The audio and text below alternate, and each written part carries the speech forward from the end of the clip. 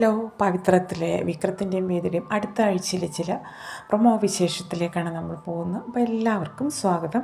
അതിന് വിക്രവും വേദിയും അനിയൻകുട്ടനും എല്ലാം കൂടി ഇനിയിപ്പോൾ സന്തോഷിൻ്റെയും ശ്രീലക്ഷ്മിയുടെയും ഒക്കെ കല്യാണം കഴിഞ്ഞു, അവിടുത്തെ അമ്പലത്തിലെ ഒരു ആഘോഷം കഴിഞ്ഞു, തിരിച്ച് നാട്ടിലേക്ക് പോകാനുള്ള തയ്യാറെടുപ്പിലാണ്. അങ്ങനെ ഇരിക്കുന്ന സമയത്തേക്ക് ശ്രീകാന്തും അമ്മായി അച്ഛനും അതുപോലെ അവിടേക്ക് ആയിട്ടാണ് കാണിക്കുന്നത്.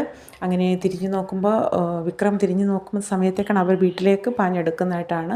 ഒട്ടും പ്രതീക്ഷിക്കാതെ തന്നെയാണ് അവരുടെ വരവ്. അങ്ങനെ ഒരു അടിപിടിയാണ് കാണിക്കുന്നത് കേട്ടോ. അങ്ങനെ വിക്രം ഒറ്റയ്ക്കുള്ള സമയത്തേക്കാണ് അവർ വരുന്നത്. അപ്പോൾ അനിയൻകുട്ടനെയും വേദയൊക്കെ പിടിച്ചുകൊണ്ട് പോകാനൊക്കെ അങ്ങനെയൊക്കെയുള്ള ഒരു ശ്രമമൊക്കെ നടക്കുന്നുണ്ട് കേട്ടോ. അനിയൻകുട്ടനെ ജീവിച്ചിരിക്കുന്ന അനിയൻകുട്ടൻ്റെ മൊഴി ബോധം വന്നു കഴിഞ്ഞാൽ അവർക്ക് അവരുടെ ഏക സാക്ഷി, ജീവിച്ചിരിക്കുന്ന ഏക സാക്ഷിയാണല്ലോ. അപ്പോൾ അതുകൊണ്ട് അനിയൻകുട്ടനെ ഇല്ലാതാക്കണം, അതുപോലെ തന്നെ വിക്രത്തെയും ഇല്ലാതാക്കാൻ തന്നെയാണ് തീരുമാനം. വേദയെ ഒഴിവാക്കിക്കൊണ്ട് അങ്ങനെയൊക്കെയുള്ളൊരു പോകാനുള്ള ശ്രമത്തിലേക്കായിരുന്നു അവർ വരുന്നത്. അങ്ങനെ അവിടെ ആകെ അടിപിടിയാവുന്നു. വിക്രത്തിന് ഒറ്റയ്ക്ക് തടുത്ത് നിൽക്കാൻ കഴിയുന്നില്ല. പിന്നെ അവിടുന്ന് രക്ഷപ്പെട്ട് വേദയും അതുപോലെ അനിയൻകുട്ടനൊക്കെ ഓടി രക്ഷപ്പെടാൻ ശ്രമിക്കുന്ന ചില രംഗങ്ങളൊക്കെ കാണിക്കുന്നുണ്ട്. അങ്ങനെ അവർ രക്ഷപ്പെടുന്നു. പോകുന്ന വഴിക്ക് വേദ ഉരുണ്ട് വീഴുകയും ബോധം കെട്ട് വീഴുകയൊക്കെ ചെയ്യുന്നുണ്ട്.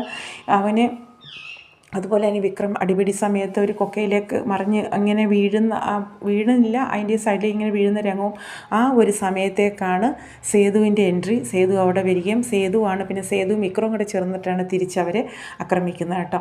ആക്രമിച്ച് അവരെ കീഴടക്കുകയാണ്. തിരിച്ച് അവരെ ഒരു വിക്രത്തെ ഇങ്ങനെ ആദ്യമേ ഒരു മരത്തിലൊക്കെ കെട്ടിയിട്ട് അടിക്കുന്ന രംഗങ്ങളൊക്കെ കാണിക്കുന്നുണ്ട്. അതുപോലെ തന്നെ തിരിച്ച് ആ ഒരു രീതിയിൽ തന്നെ അവരെയും തിരിച്ച് പിടിച്ച് കെട്ടിയിട്ട് അവിടുത്തെ രക്ഷപ്പെടുകയാണ് കേട്ടോ.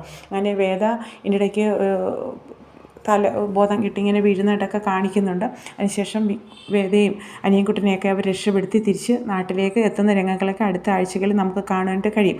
അതുപോലെ തന്നെ അത് മാത്രമല്ല, വീട്ടിൽ ചെന്നിട്ട് അനിയൻകുട്ടൻ ജോസേട്ടനെയും അതുപോലെ അവരെയൊക്കെ പിന്നെ രാജൻ ഏട്ടനെയൊക്കെ കാണുന്നുണ്ട്. അപ്പോൾ അവരുടെ ഈ പുളിക്കൻ്റെ കൊലപാതകത്തെക്കുറിച്ചും വരൻ്റെ കൊലപാതകത്തെക്കുറിച്ചും ഒക്കെ വിശദീകരിക്കുകയാണ് അനിയൻകുട്ടൻ. അതൊക്കെ കേൾക്കുമ്പോൾ അവർ തന്നെ അന്തളിച്ച് പോകുന്നുണ്ട്. അതുപോലെ തന്നെ വേദ വർഷയുടെ ആങ്ങളെയുണ്ടല്ലോ, നേരത്തെ വേദ വിവാഹം കഴിക്കുന്നത്, അയാളുമായിട്ട് കോൺടാക്റ്റ് ചെയ്യും. അയാൾക്ക് കാര്യങ്ങളൊക്കെ സംസാരിച്ചപ്പോൾ വേദ എവിടെ ഉണ്ടെന്നൊക്കെ തിരക്കുന്നുണ്ട്. അപ്പോൾ അതിനുശേഷം അയാൾക്ക് കാര്യങ്ങളെല്ലാം പറഞ്ഞു കൊടുക്കുന്നുണ്ട്. ഈ ഒരു പുളിക്കൻ്റെ മരണത്തെക്കുറിച്ച് ഉത്തരവാദി ഇതുപോലെ ശ്രീകാന്തും പിന്നെ ശ്രീകാന്തിൻ്റെ അമ്മായി അച്ഛനും, അതായത് അത് പറഞ്ഞു കൊടുക്കുകയാണ് കേട്ടോ, വർഷയുടെ അച്ഛനും ആണെന്നൊക്കെ. അപ്പോൾ ഞെട്ടിപ്പോവുകയാണ്. അതിനുശേഷം ഒരു വക്കീലാണല്ലോ, വക്കീലിനെ വെച്ചിട്ട് ഈ ഒരു കേസ് തെളിയിക്കാനും അതുപോലെ തന്നെ ശ്രീകാന്തിൻ്റെ ഓഫീസിൽ ചെന്നിട്ട് വേദ ആ ഒരു രേഖകളൊക്കെ കൈക്കലാക്കിയും നാട്ടുകാരെ പറ്റിച്ചുണ്ടാക്കിയതും കള്ളത്തരം കാണിച്ചുണ്ടാക്കിയതുമായിട്ടുള്ള രേഖകളൊക്കെ കൈപ്പറ്റുന്നുണ്ട്.